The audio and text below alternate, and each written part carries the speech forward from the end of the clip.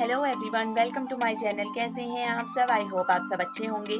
मैं भी बढ़िया हूँ। तो चलिए नए दिन से नए ब्लॉग की शुरुआत करते हैं। आज के ब्लॉग की शुरुआत मैं करने जा रही हूँ सुबह के 10 बजे से। और ये देखिए फ्रेंड्स, आज का मौसम कुछ इस तरह का हो रहा है। बहुत ही सुंदर खिली खिली सी धूप आई हुई है और बहुत ही प्यारा सुहाना सा मौसम हो रहा है। सर्दियों के दिन और ये खिली खिली धूप, आहा क्या कहना इसका।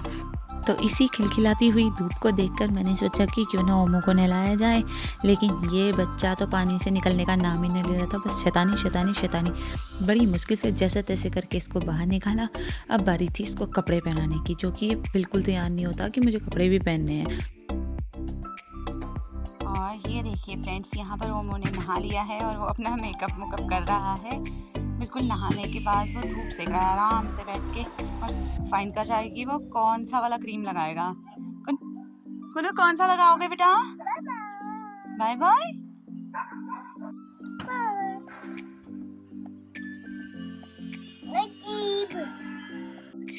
और ये देखिए यहाँ पर हमारा ओमो बाबा नहा धो के एकदम तैयार हो गया, पढ़ाई भी करने लग गया है। ओमो क्या पढ़ रहे हो तुम? हैं?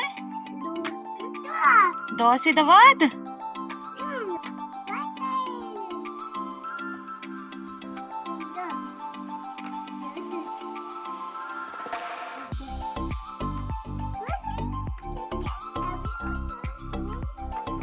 और आज हमारे किट्टू का भी नहाई डे है। इसको नहलाना था और ये बार बार खो जा रहा। इसको ढूंढने के लिए कभी कहीं जाना पड़ा, कभी कहीं जाना पड़ रहा, और ये हमें मिला छत में। किट्टू की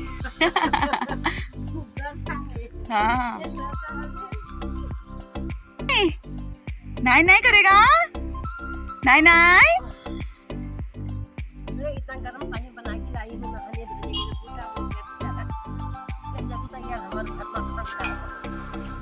अब मम्मी यहाँ पर किट्टू को नहलाने लगी है और ये नहाने को बिल्कुल भी तैयार नहीं है। और मम्मी मुझे यहाँ पर बता दी है कि हमारा किट्टू 13 इयर्स का कंप्लीट हो गया है और ये शुरू से ही ऐसे ही करता था। नहाने के लिए बहुत ज़्यादा गुस्सा करता था।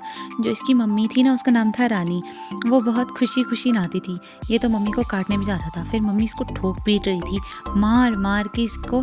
फिर भी जैसे तैसे करके मम्मी ने नहला ही लिया इसको बड़ी मुश्किल से। ये बिल्कुल नहाने के लिए तैयार नहीं होता है। और इसको नहलाने वहलाने के बाद अब मम्मी इसको रख देंगी छत में ताकि ये सूख जाए।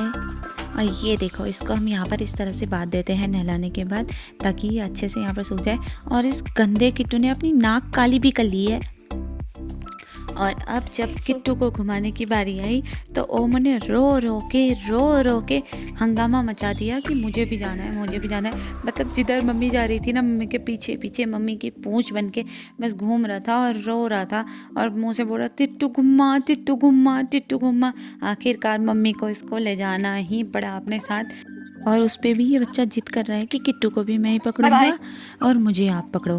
और मेरे से कह रहा है बाय बाय, तुम नहीं आओ, मतलब हमारे साथ, हम तीनों जाएंगे, मैं ही जाऊंगा किट्टू को घुमाने, मम्मी तुम बिल्कुल मत आओ हमारे साथ। और पूरे रास्ते भर भाई किट्टू ने, मतलब ओमो ने ही किट्टू को पकड़ा हुआ था और बिल्कुल मान ही नहीं रहा था कि मैं ही घुमाऊंगा। बस ये इस तरह से ऐसे तंग कर रहा था ये सबको कि नहीं हो, बेचारे की हवा टाइट हुई पड़ी थी किट्टू की।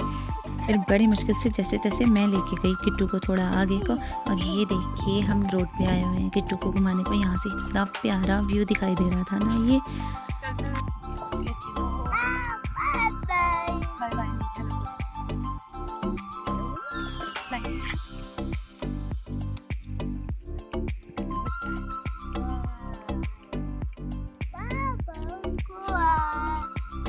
और अब हमें आना था घर को वापस।